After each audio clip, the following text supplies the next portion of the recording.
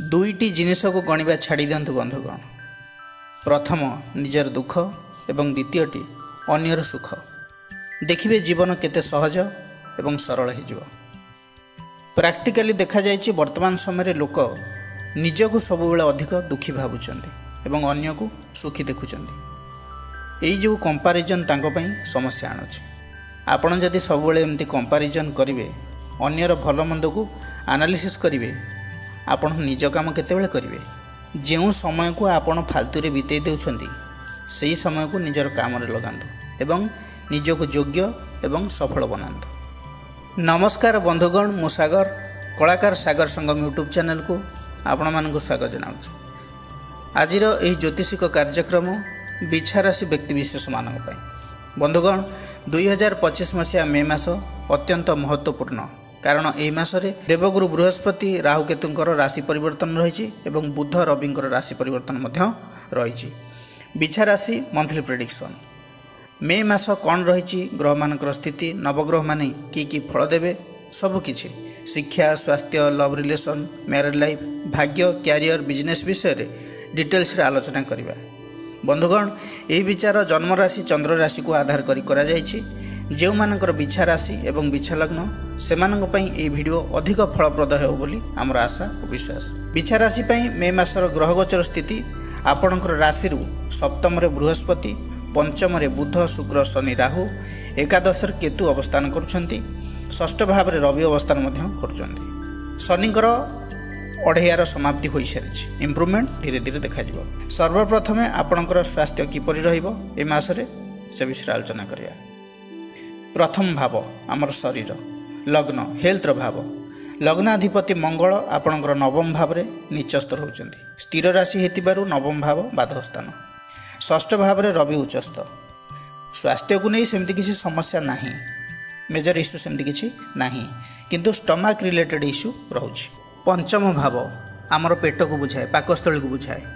सेठारे राहु सहित शनि, तेणु खाद्यपेय रे ध्यान दियंतु, प्रॉपर डाएट रे रहंतु।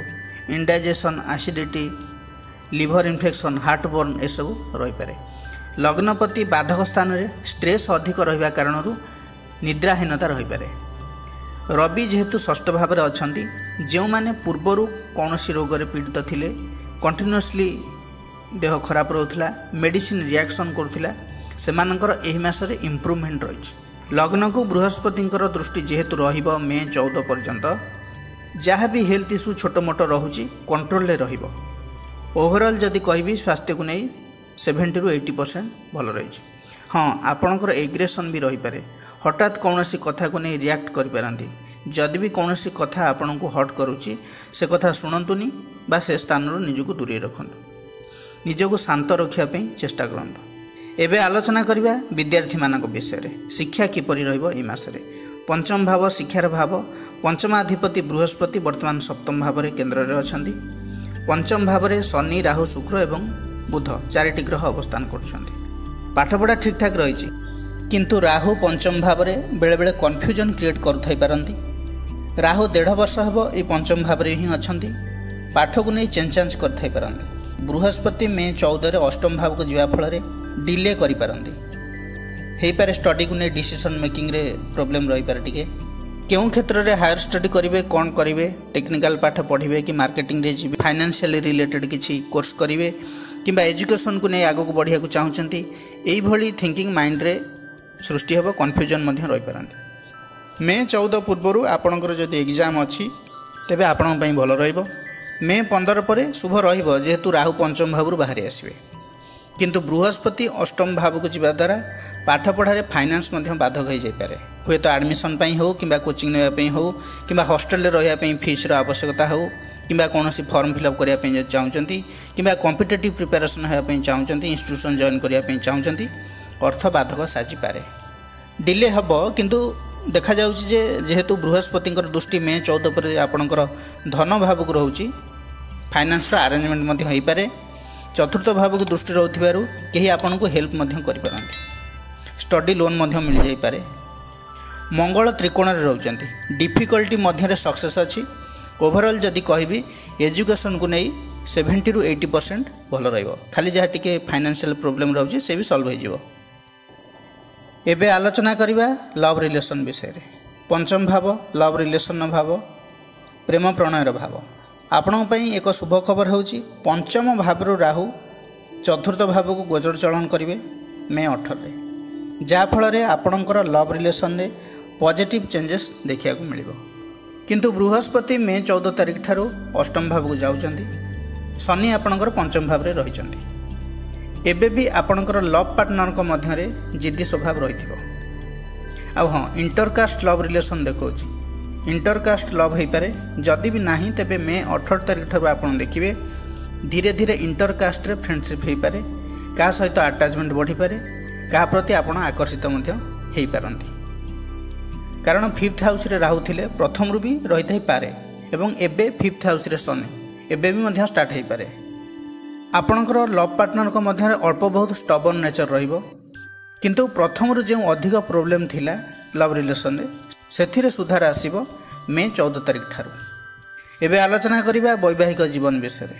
सप्तम भाव वैवाहिक जीवन रो भाव, सप्तमाधिपति हेले शुक्र, पंचम रे उच्चस्थ अछंती एवं सप्तम रे बृहस्पति अछंती। मैरिज लाइफ को नहीं एई मास बहुत भल स्थिति रही। राशियाधिपति भाग्यस्थान रे त्रिकोण रे अछंती, मैरिज लाइफ बहुत भल चलिबो। शुक्रंकर दृष्टि एकादश भाव को रही। एकादश भाव डिजायर स्थान, आशा पूरण भाव, लाभर भाव, सफलतार भाव। तेणु आपणकर लाइफ पार्टनर जो मन मूड स्वभाव ये समय बहुत भल रहिबो। शुक्र उच्चस्थ रहउचंती, बुलाबुली करिया पे जाई पारंती लाइफ पार्टनर सहित। जदि आपण जॉब रे अछंती किंबा कोनोसी कंपनी रे काम करछंती, फैमिली ट्रिप रे बाहर को जाई पारंती, लग्जरी आइटम ज्वेलरी इत्यादि परचेज करि पारंती। एही समय लाइफ पार्टनर रिलैक्स रहिबे, रोमांटिक रहिबे, आपणक प्रति केयरिंग मध्य रहिबे। फ्यूचर को नहीं किछि प्लानिंग मध्य करि पारंती। फैमिली प्लानिंग पई बहुत भल समय रही। वैवाहिक जीवन ए मास रे बहुत आपन पई भल रहिबो। एबे आलोचना करिबा आपणकर भाग्य, कैरियर एवं बिजनेस विषय रे। आपणकर राशि को भाग्यपति हेले चंद्र, चंद्र प्रति 2.5 दिन रे राशि परिवर्तन करछंती। भाग्य आपणकर बहुत भल रही। राशियाधिपति नवम रे त्रिकोण रे, शुक्र मध्य उच्चस्थ, शनि त्रिकोण रे, बृहस्पति सप्तम केंद्र रे। भाग्य को नहीं शुभ फल रही। टिके प्रोब्लेम रही मंगलंग पई, जल्दीबाजी रे किछि एक्शन नियंतु नहीं, आउटस्पोकन होंतु नहीं, नेगेटिव ओपिनियन दियंतु नहीं। जदि शेयर मार्केट स्टॉक मार्केट रे इन्वेस्टमेंट करिया पई चाहुचंती तेबे मे 18 पर करंतु। जदि शुभ मांगलिक कार्य किछि करिया पई चाहुचंती मे 14 भितर करिले भलो। एबे आलोचना करिबा कैरियर विषय रे। दशम भाव कैरियर रो भाव, कैरियर रे बहुत बड़ परिवर्तन देखौछि। कारण केतु आपणकर मे 18 तारिख ठारू दशम भाव रे रहिबे एवं राहु चतुर्थ भाव रे रहिबे। जदि मे 15 पर्यंत देखिबा तेबे 10th लॉर्ड रवि उच्चस्थ रहिचंती षष्ठ भाव रे। प्रमोशन रही। जो माने जॉबलेस अछंती तांकर जॉब हेबार पॉसिबिलिटी बहुत भल रही। जो माने डिफेन्स, पुलिस, CISF, IRB एसबु रे किंबा गवर्नमेंट सेक्टर रे जेकोसी जॉब पे ट्राए करथिले सेमानकर सिलेक्शन हेबार जोग रही। कारण रवि दशमाधिपति, षष्ठपति मंगलंग स्थान रे अछंती। रवि होचंती सरकार एवं मंगल होचंती सेनापति। मंगल मध्य त्रिकोण रे रहउचंती। तेणु मे 15 भितर निश्चित भाव में शुभ फल आशा करा जाउछि। जो मैंने एबे भी गवर्नमेंट सेक्टर रे काम करुचंती रिलैक्स रहिबे, विशेष वर्कलोड रहिबो नाही। नियुक्तिपति मंगल जेहेतु निचस्थ रहउचंती, फिजिकल क्वालिफाई रिपोर्ट मिलबारे टिके डिले ही पारे। केतु जेतेबेले आपणकर दशम भाव को आसीबे मे 18 तारिख ठारू, केतु होचंती माइंडलेस प्लानेट, अतृप्त प्लानेट। जहाँ भी किसी काम आसीबो ताको आपण घुंचेई घुंचेई चलिबे, आपणकर माइंड डाइवर्ट रहिबो। काली करिबा, 5 दिन पर करिबा, 15 दिन पर करिबा, एई भली नेगेटिविटी देखा जिवो। किंबा आउ कहा द्वारा काम करिया पई ट्राई करिबा, काम को नहीं डिसैटिस्फिकेशन रहिबा, चेंज करिया पई भाबिबा। जेहेतु राहुंकर दृष्टि मध्य रहिबो दशम भाव को। कौनसी कारणरू सहकर्मी सहित एवं बॉस सहित मिसअंडरस्टैंडिंग रही पारे। आपण ट्रांसफर हो पारती किंबा सठिक समय काम को न करने कारण पेंडिंग रही जाई पारे। आपण समालोचनार पात्र मध्य हो पारती। मे 18 पर यही सबू समस्या अल्प बहुत रहिबो आपणकर कर्मक्षेत्र रे, सेप्रति ध्यान देवे। मोटामोटी भाव में जदि कहबी आपणकर कर्मक्षेत्र रे मूड स्विंग अधिक रहिबो। ଆପଣଙ୍କ ହିସାବରେ କାମ କରିବାକୁ ପସନ୍ଦ କରିବେ ଏହି ମାସରେ। କ୍ୟାରିୟରକୁ ନେଇ ଯଦି କହିବି 60 ରୁ 70% ଭଲ ରହିଛି। ବାକି 30-40% ଆପଣଙ୍କୁ ଲେଜିନେସ୍ ତ୍ୟାଗ କରିବାକୁ ପଡ଼ିବ, ପଜିଟିଭ୍ ରହିବାକୁ ପଡ଼ିବ, କାମରେ ଫୋକସ୍ ରହିବାକୁ ପଡ଼ିବ ଏବଂ ସହକର୍ମୀ ଯେମିତି ଆପଣଙ୍କ ପାଇଁ ପ୍ରୋବ୍ଲେମରେ ନ ପଡ଼ନ୍ତି ସେଥିପ୍ରତି ମଧ୍ୟ ଦୃଷ୍ଟି ଦେବେ। ଓରିଡ୍ ହେବାର କିଛି ନାହିଁ। ରବି ଯେହେତୁ ଷଷ୍ଠ ଭାବରେ ଉଚ୍ଚସ୍ଥ ଅଛନ୍ତି, ମେ 15 ପରେ ସପ୍ତମ କେନ୍ଦ୍ରରେ ରହିବେ।